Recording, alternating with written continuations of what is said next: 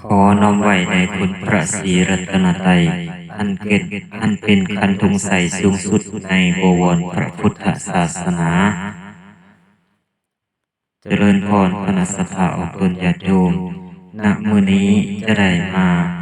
ชี้แจงแสดงไขบรรยายหัวข้อธรรมที่มีชื่อว่าการสวดมนต์ไหว้พระในพระพุทธศาสนาถึงแม้ว่าจะบ่แม่นสาระในความหมายของการบรรลุธรรมโดยคงแต่ก็มีบทบาทสำคัญและเป็นส่วนหนึ่งของการปฏิบัติธรรมที่สืบทอดกันมาอย่างใดและละเอียดแล้วก็เป็นหยังอันชาวพุทธคือว่ายังพากันปฏิบัติกันมาแล้วก็จะได้แยกแยะเนาะแน่นอนแล้วการสวดมนต์ในพระพุทธศาสนาแม้จะบ่แม่นหนทางโดยคงสู่การบรรลุธรรมแต่ก็เป็นส่วนสำคัญในการปฏิบัติธรรมที่สืบทอดกันมาอย่างยาวนานบทบาทของการสวดมนต์มีหลากหลายมิติทั้งในด้านการสร้างสมาธิการเจริญสติการทบทวนธรรมะการสร้างความสงบภายในจิตใจใน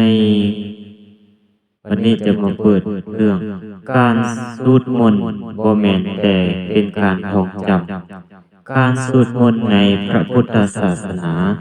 บ่แม่นแต่การท่องจำบทสวดแต่เป็นการ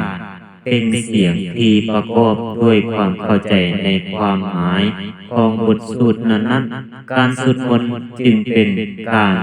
ปฏิบัติธรรมที่ผสมประสานทางกายวาจาและใจ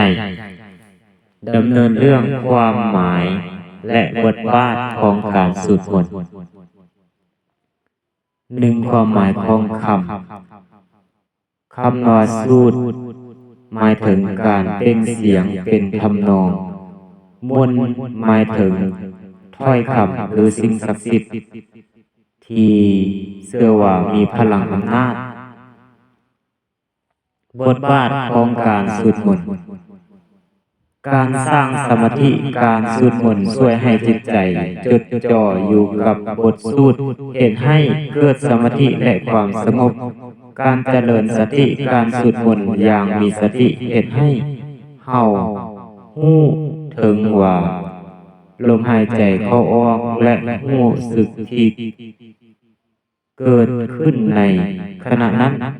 การทบทวนธรรมะบทสวดมนต์ส่วนใหญ่เป็นการบทสวดที่รวบรวมคำสอนของพระพุทธเจ้าการสวดมนต์จึงเป็นการทบทวนธรรมะและเตือนสติให้เฮาดำเนินชีวิตตามหลักธรรมการสร้างความสงบภายในการสวดมนต์ช่วยลดความฟุ้งซ่านและความเครียดเฮ็ดให้จิตใจสงบและผ่อนคลายการแสดงความเคารพการสวดมนต์เป็นการแสดงความเคารพต่อพระรัตนตรัยพระพุทธพระธรรมพระสงฆ์การแผ่เมตตาบทสวดบางบทเป็นการแผ่เมตตาให้กับสรรพสัตว์ทั้งหลาย3รูปแบบการสวดมนต์การสวดมนต์การเฮ็ดกิจวัตรเช้าแลงการสวดมนต์ในพิธีมงคลต่างๆการสวดมนต์ในพิธีอาวมงคลเพื่ออุทิศส่วนบุญกุศลการสวดมนต์เพื่อเจริญภาวนาสรุปแล้วเรื่องของการสวดมนต์เป็นเครื่องมือในการปฏิบัติธรรมการสวดมนต์เป็นเครื่องมือที่ช่วยให้เราเข้าใกล้ธรรมะหลายขึ้นการสวดมนต์อย่างสม่ำเสมอและมีสติจะช่วยให้เราพัฒนาจิตใจให้สงบและเข้มแข็งสามารถประเสริญกับความท้าทายในชีวิต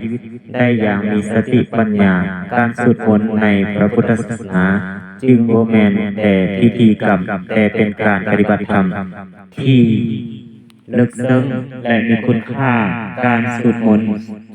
ด้วยความเข้าใจและศรัทธาจะนำมาซึ่งประโยชน์ทั้งในชีวิตประจำวันและในการปฏิบัติธรรมเพื่อการหลุดพ้นจากทุกข์ทั้งปวงซึ่งนี้ก็คือหัวข้อธรรมที่มีชื่อว่าการสวดมนต์ไหว้พระในพระพุทธศาสนาถึงแม้ว่าจะบ่แม่นสาระในความหมายของการบรรลุธรรมโดยตรงแต่ก็เป็นส่วนหนึ่งของการปฏิบัติธรรมซึ่งมหอดนี้ก็เห็นว่าสมควรแก่เวลาแล้วก็จะได้ยุติไว้แต่เพียงเท่านี้ขอขอบใจ